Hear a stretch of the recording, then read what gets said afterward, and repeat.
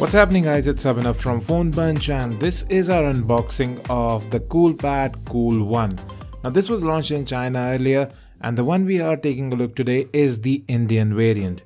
Now the Cool 1 Dual comes with the Snapdragon 652 octa-core processor, 4 gigs of RAM, 32 gigs of storage. Now there are two rear cameras here which we'll talk about. Now inside the box you get your screen card, you have some documentation right there as well.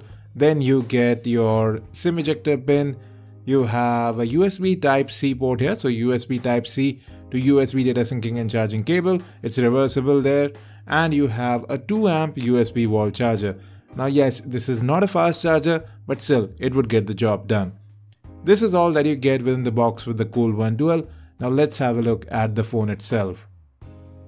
So we have started booting up the phone and first let's just go through the build of the device, then we'll talk about everything else. Now on the right you'll find two metal buttons, the volume rocker as well as the power button. Both are sturdy and they do offer good feedback. The phone is rounded on the sides as you can see, so it does make it easier to grip and hold. At the top you'll find a 3.5 audio jack as well as an infrared blaster. Now yes, this phone does look quite familiar to the LeEco Le2 and well, they share the hardware as well as the design. At the bottom you'll find a single speaker and the USB Type-C port, and this is a dual SIM smartphone with VoLTE support, but you can't expand storage. But it's mostly about those rear cameras, 13 megapixel dual rear cameras, and well, they do a lot more than that. And you also have a fingerprint sensor right there. Surprisingly, even with that massive 4060 mAh battery, the phone doesn't feel hefty at all. It actually feels good to hold in hand. The fingerprint sensor, that too works very well.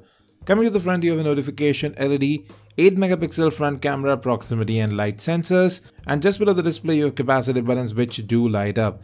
And talking about that display, it's a 5.5 inch 1080p panel. There is some protection on top. I don't know what exactly that is, but there is some protection there. And well, those bezels do distract a bit from that brilliant display, because it has very wide viewing angles, good color reproduction too. Yes, the whites do tend to be slightly towards the colder side, but overall this is a very good display, it's plenty sharp. Now let's talk about those cameras. Now the camera actually takes images pretty quickly, the interface is quite fluid, you can record 4K videos and just see. On the fly you can go ahead and change the aperture.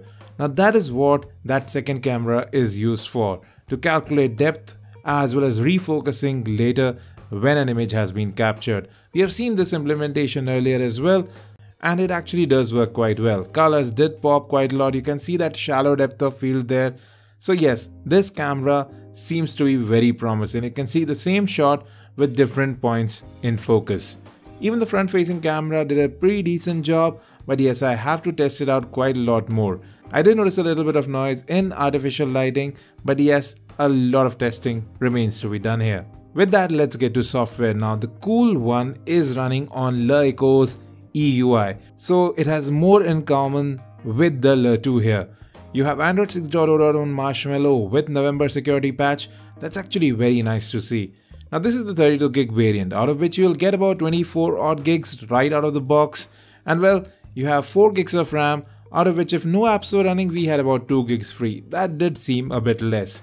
But there's a lot of customization baked here, lots of features, there are lots of themes available too, and well, performance as well as memory management did seem good. I didn't have any issues with multitasking, apps opened up quickly, but yes, I haven't installed a lot of apps yet. Moreover, there is no bloatware on the device. Overall, the performance did seem quite good here. I was actually quite excited about this phone when it launched in China. Now I don't know the Indian pricing yet. I expect this phone to be priced under Rs 12,000. If it comes in at that price, it would do what the LeEco Le2 wasn't able to, beat the Redmi Note 3. And before we end this video, I just wanted to say that you have to do one more thing. Just click on that bell icon next to subscribe. Subscribe to our updates, only then you will be able to see our videos in your feed. Google has done something to the YouTube algorithm which makes it compulsory to do that, at least that's what I've heard, and we have been seeing lesser views on our videos recently.